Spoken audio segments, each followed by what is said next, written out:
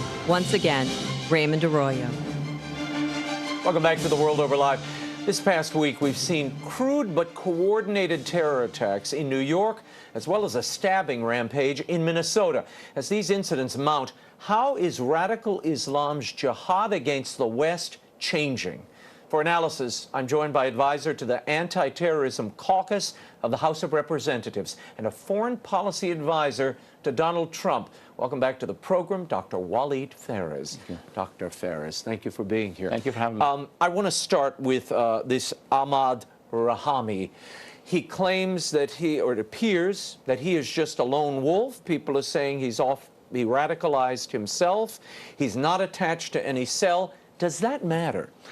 Well, it doesn't matter in the sense that does a drop of rain acts completely different from the cloud, from the rain. Basically, in the sense that he did not come to this alone. He has been indoctrinated. No jihadi is not indoctrinated. No jihadi is born with PhD in jihadi studies, what have you. So the problem is not the individual. That's not his life. Once he crosses into jihadism, he's part of a pool. We're going to get into this a little later with Congressman Chris Smith.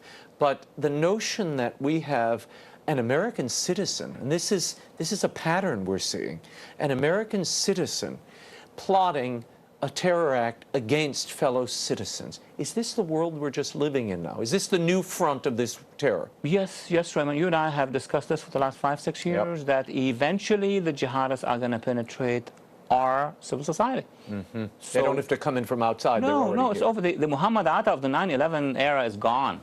What we have right now, at least since 2009, with the Fort Hood perpetrator, Major Hassan, all the way till now, we're talking about American citizens, but in their mind, they are jihadis first. I want to play this for you. This is President Obama. He's addressing the terror attacks in New York and New Jersey, as well as the knife attack in Minnesota. Here's what he had to say.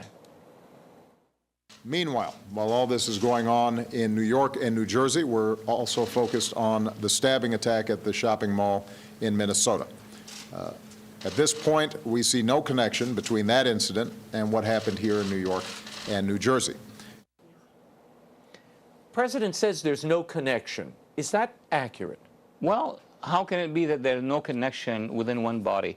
I mean, these jihadists, when they cross into the other side, believe that they're doing the action because they are part of a larger body. So obviously, every action by these extremists, by these terrorists, should be in Minnesota, in Maryland, or in New York, are all connected. They're connected by ideology. The ideology connects them. But how do you track, how do you look for, how do you anticipate these individuals in their basements, reading this data, watching the videos of Osama bin Laden? How do you forecast this so that law enforcement can intervene? Two things. Okay. Number one, the Obama administration has banned any use of the only thing that connects everybody else, again, the ideology. So how can we educate the public? I mean, we should have had leaders such as President Obama and congressional leaders going on national TV and telling the public, this is the enemy, this is the ideology, this is the way you would identify them. Now, the Europeans have started to do that. President of France, Prime Minister of Britain, of course, even in the Arab world. I mean, the Arab world, they know what the ideology is. We are the only one, Raymond, the only country almost in the world. The United States. The administration of the United States is the only country that does not recognize the ideology. The only one. You were just in Egypt. Yes. Tell me what you did there. What did you learn there? You had very high-level conversations about just this, vetting. Absolutely. It was an exceptional, important meeting with the Minister of Religious Affairs. He's the top Islamic cleric. 2 years ago, I've met with the other, Sheikh al-Azhar. I asked him, can we vet? Can we go to an extreme vetting of ideology? He said, that's what we do. But you guys, you need to begin to make a distinction between the ideology and the community. Once you do that, you win. I told them, unfortunately, we're not there yet. So we want them to come here and teach us how to do this distinction and how to actually vet the jihadists. A counterintelligence Lieutenant Colonel Tony Schaefer has said 15% of these Syrian refugees have links to ISIS. Does that number strike you as excessive?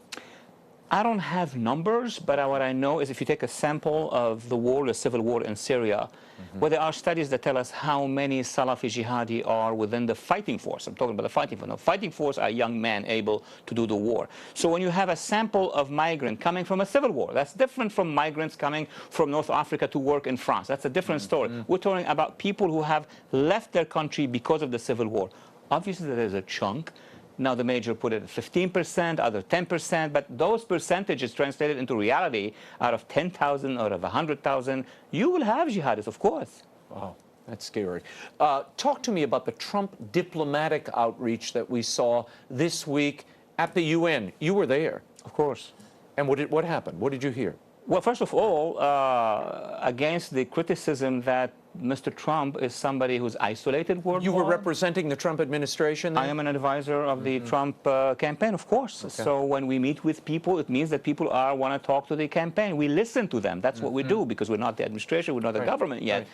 Well, I can tell you, in addition to that major meeting with President of Egypt, that is the most important event, we have been meeting with ministers of foreign affairs and diplomats of dozens and dozens of countries, and they come to us and say, of course we meet with the other side, there's no doubt about it. We want to know about your ideas, the ideas of Mr. Trump. What would he do in the Middle East, in Africa, even in Argentina? I met with the foreign minister of Argentina, of Tunisia, of many other countries. Just a dialogue to get to know what are the ideas and what their problems are.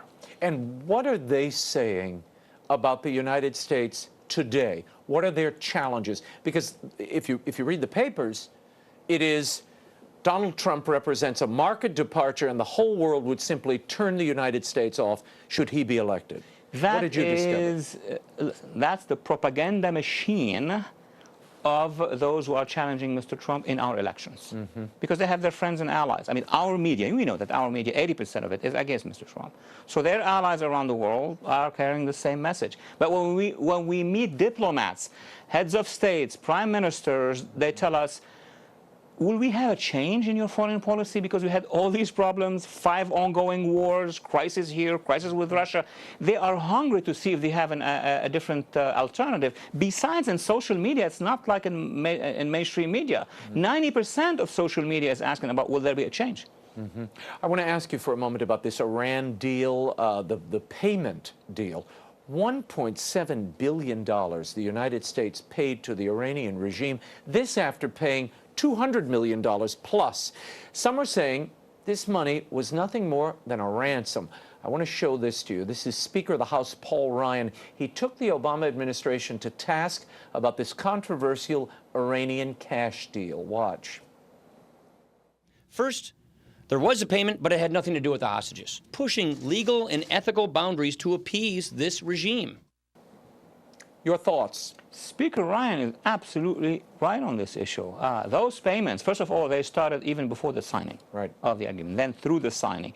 These are the payments requested by the regime as a condition for the regime to sign off. It's unbelievable that we had to pay them to sign, in a sense. Now, what did they do with that money? I mean, we have information that some of it was reinvested in the propaganda campaign against the United States, in the propaganda campaign against Israel, the Arab countries, and our allies in the region. I was going to ask you, where does that money go? We shouldn't forget, we shouldn't lose sight. Iran is the #1 exporter of terror around the globe. They foster it, they foment it. Where does that money go? Are we paying to import people, essentially, to come in and cause the kind of havoc we've been watching in the United States and Europe over the last few weeks? That's what our allies are telling us. Some of them even told me. In the region, there are 4 wars that Iran is involved in Iraq, in Syria, in Lebanon, in Yemen, a propaganda war against the West. They are sending their ships, we've seen this on TV, to be around our own battleships, to show their public that they are strong and in control. They have converted some of that money into a propaganda machine. Second, are they not buying anti-missiles and then advanced weapons from Russia? So most of the money is not going to the poor people of Iran. It's going to the rich regime of Iran, getting more weapons, and those weapons will be used against our allies and eventually against us. I want to tie something together, or try to, and just get your take on it. There may be no connection. We're seeing these riots in Charlotte. Now, these are obviously around the issue of race. Do you see a connection or possible exploitation that terrorist-minded individuals could use these flashpoints, race, for instance, to ignite a kind of major protest that would overwhelm law enforcement? The connection is not in-out.